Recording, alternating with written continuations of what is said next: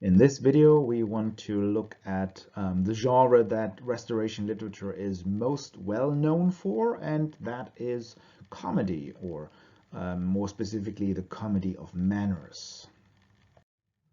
So let's look at some of the characteristics of this type of comedy. It is typically set in the world of the upper class. We've talked about the type of theater that developed after the Restoration, and that there was a very upper class audience as well that wanted to see themselves reflected on the stage. It ridicules the pretension of those who consider themselves socially superior, often deflating them with satire. There's a lot of emphasis on witty dialogue, on the cleverness of the characters that expresses itself in the way that they interact with each other, and that of course is also a reflection of what went on in the Restoration court. Comedies of manners comment on the standards and the mores of society, and they explore the relationship between the sexes.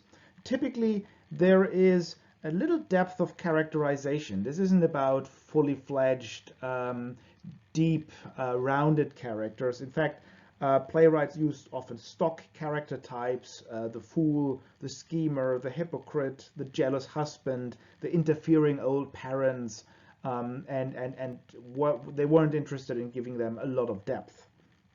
There are rather constructed plots with satiric intent, rapid twists in events, often precipitated by miscommunication. These comedies were very satiric, often savage and cruel in their kind of humor. Marriage being a frequent subject, and in that way they are, of course, we can recognize in them the heritage of the Johnsonian city comedy. If you remember, we distinguished the satiric city comedy from the romance comedy that Shakespeare is most well known for.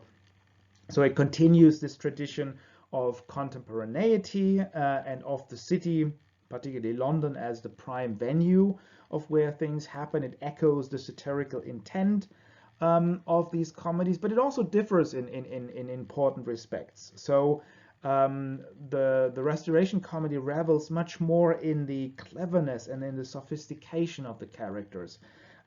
We said that in Johnsonian city comedies, we are supposed to laugh at the characters, and they are being made fun of. And here we have a distinction often. We often have a contrast between witty city people and then the stupid country people, and we're supposed to identify with those clever and witty characters. There is, as I said in the beginning, a strong emphasis on command of language. Those characters gain our sympathy who are best apt at expressing themselves. And often another difference to Johnsonian comedy, greed, economic greed, isn't really the prime characteristics of the main characters. They're usually all well off. If they're greedy, then they're greedy for power or domination over others. So therefore, there is more. These comedies are much more ambivalent in their moral condemnation. In Johnsonian comedy, you usually know what is good and what is bad. Here, that becomes much more difficult to tell apart, and that is one of the fascinating, but also for that generation, for most later generation, one of the most problematic aspects of this kind of comedy.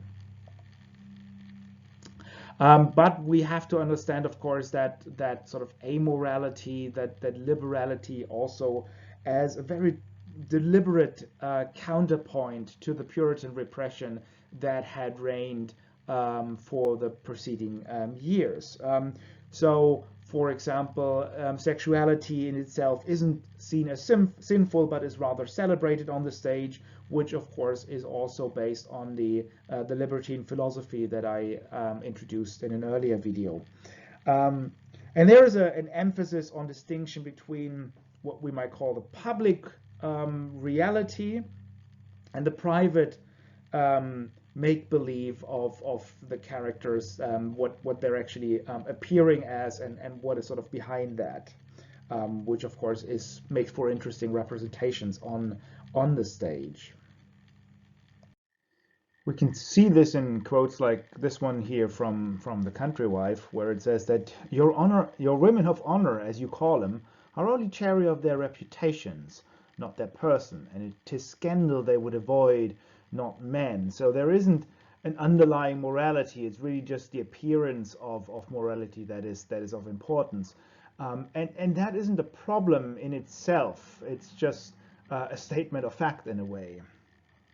So sex and gender relations are not understood within the framework of romantic love that was the framework, for example, for the romance comedies, but rather in the framework of economic exchange. Look at this quote here. Women, as you say, are like soldiers, made constant and loyal by good pay rather than by oath and covenants. Therefore, I'd advise my friends to keep rather than marry, and to keep means to have a kept mistress, to have someone whom you pay and you buy a house or rent an apartment for.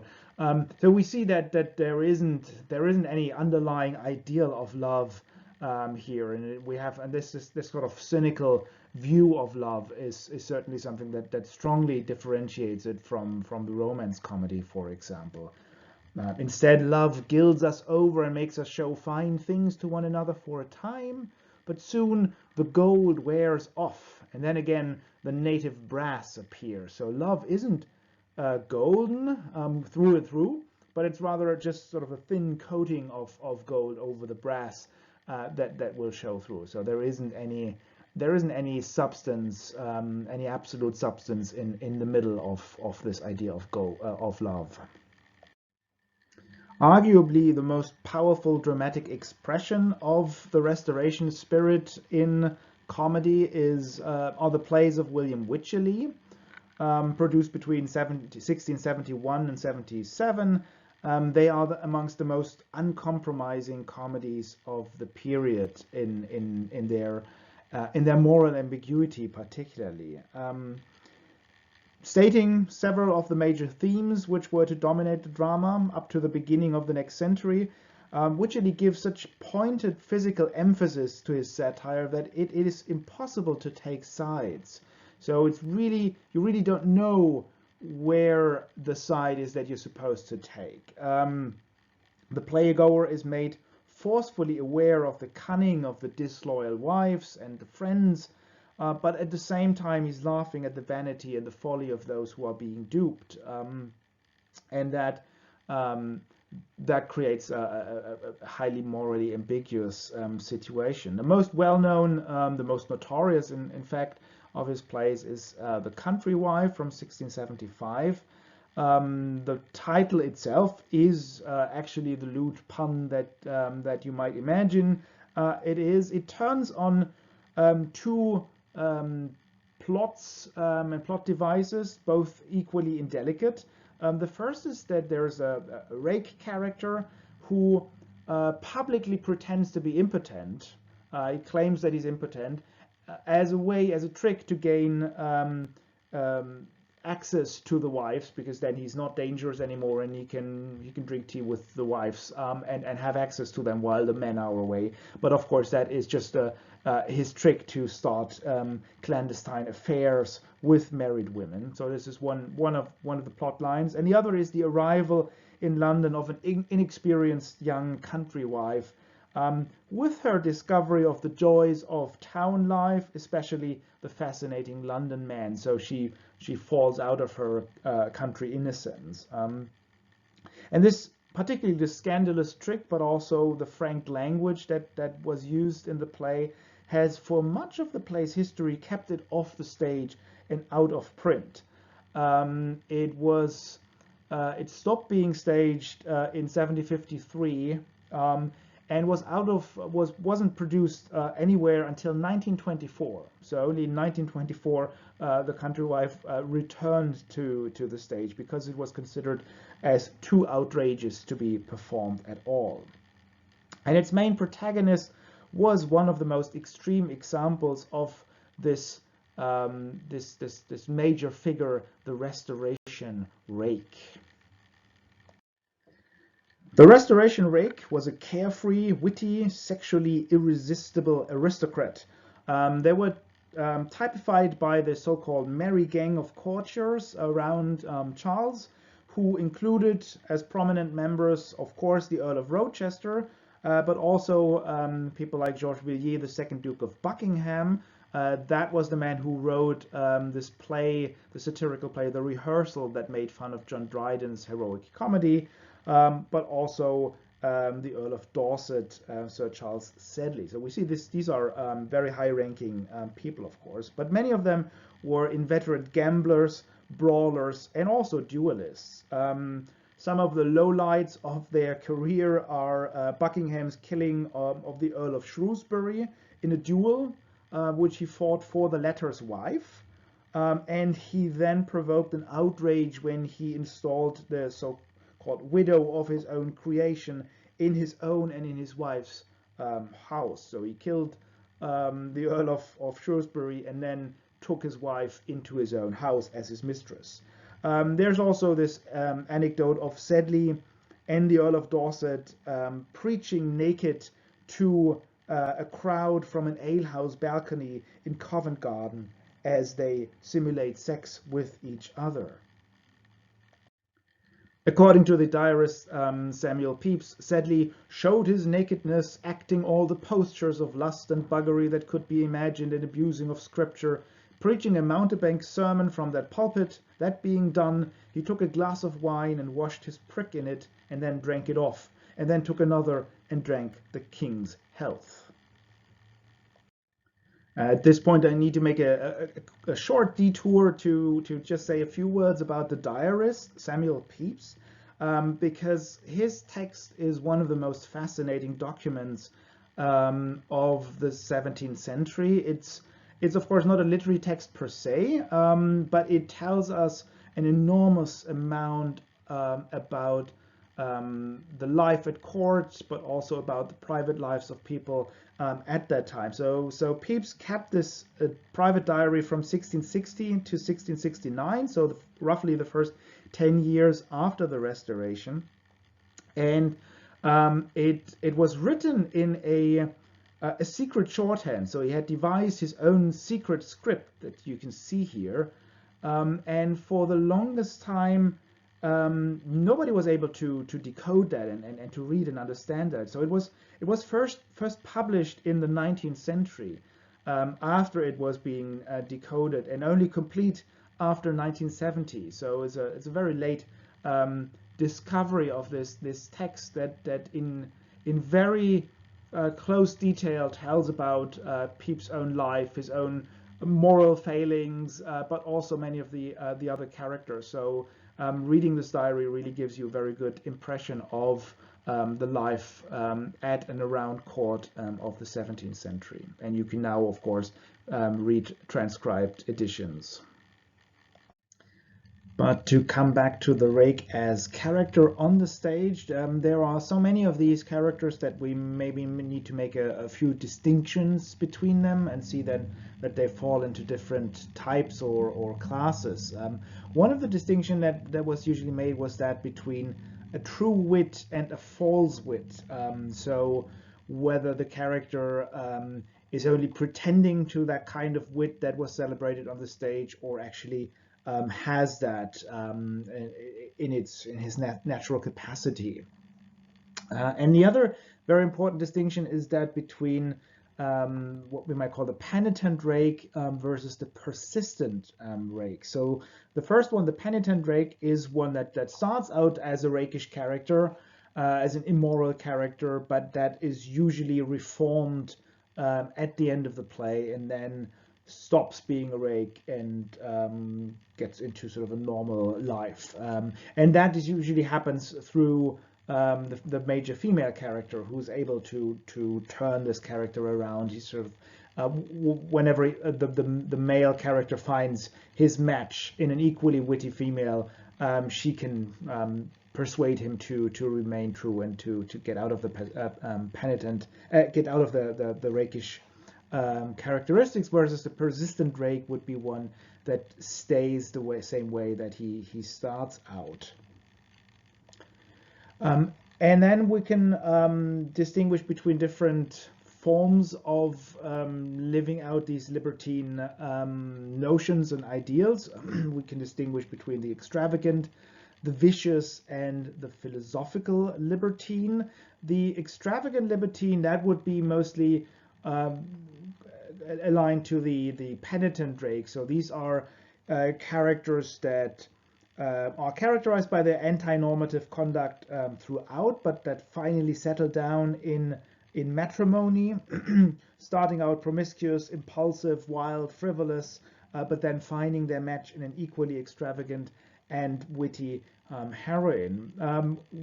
Whereas the vicious libertine would more closely fall into this this category of the false wit, as someone who's amoral but also despicable, who is sort of a terrible figure, often a wealthy person who thrives on scheming and intrigue, but certainly not a character that we're supposed to give our sympathies to. The most attractive libertine figure, but also the most problematic, would be the last one, the philosophical libertine, because that character is known for self-control and his refined behavior, as well as his capacity for manipulating others. And also the libertinistic leanings of this character aren't just a pose that is being taken or something that they can be talked out of, but rather it is a real philosophical conviction, and is therefore also something that they will not shed as easily. So these philosophical libertines are also mostly amongst the persistent rakes that remain in that amoral, nihilistic frame of mind even towards the end of the play.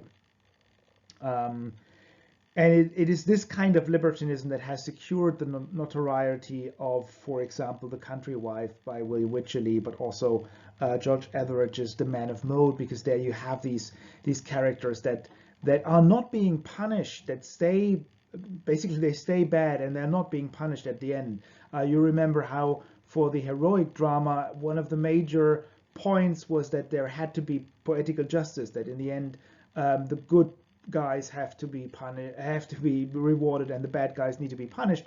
And here these guys end the play without any of their immorality having been punished, and they haven't even been converted mentally. So that of course flouted these norms of how theater should enforce our understandings of morality, at least by, in the end, securing a good outcome for the good guys and a bad outcome for the bad guys. That was really disrupted by this kind of theater.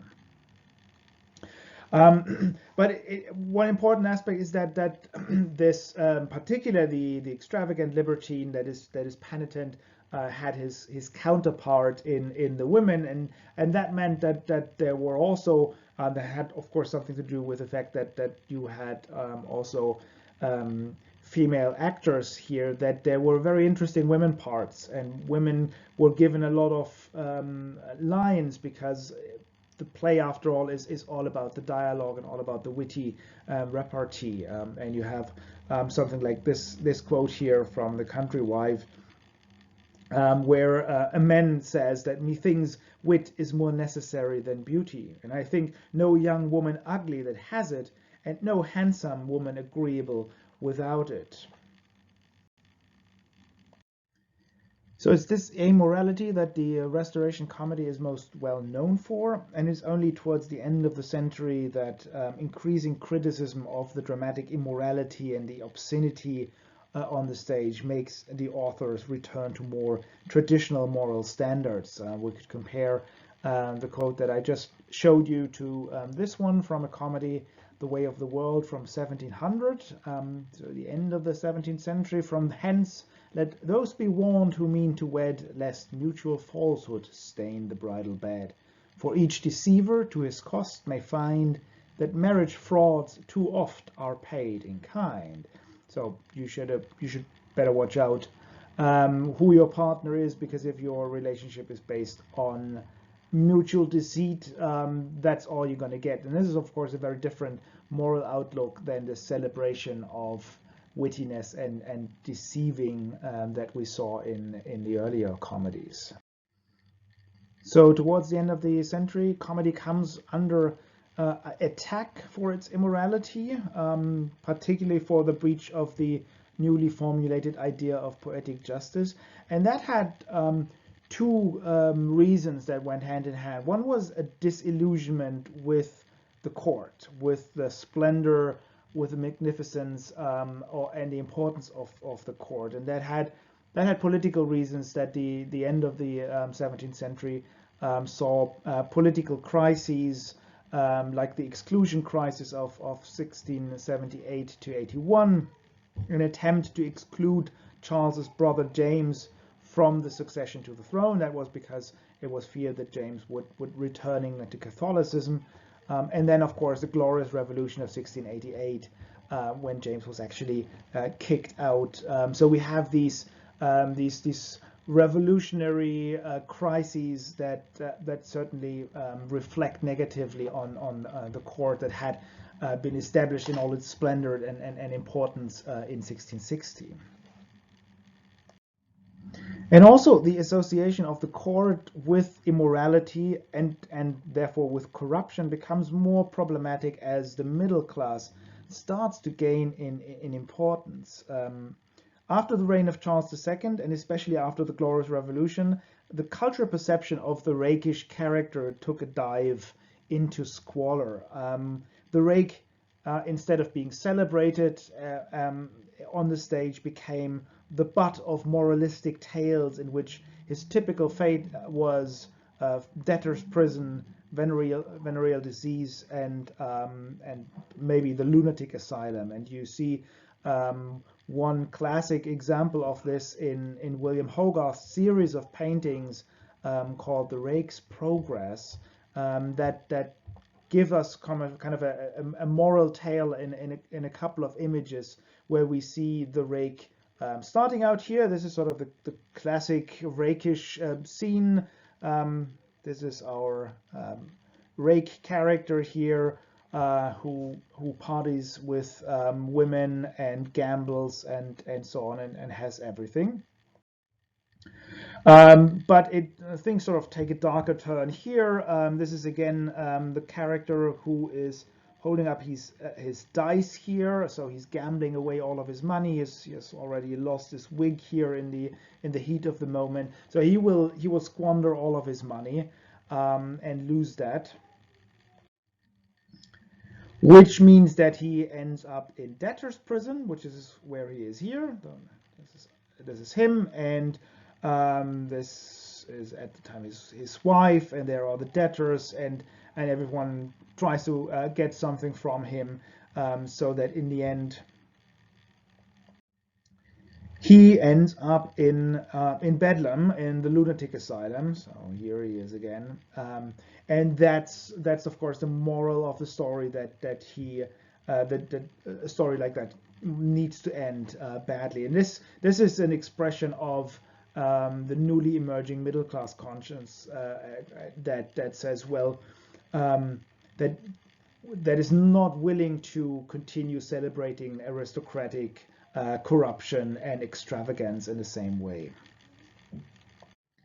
On a social basis, this trend towards a more moralistic outlook is also encapsulated by these societies for the reformation of manners, first founded in 1691 in London, a society that aimed at suppressing profanity, immorality, closing down brothels and ending prostitution, and therefore also attacking the stage.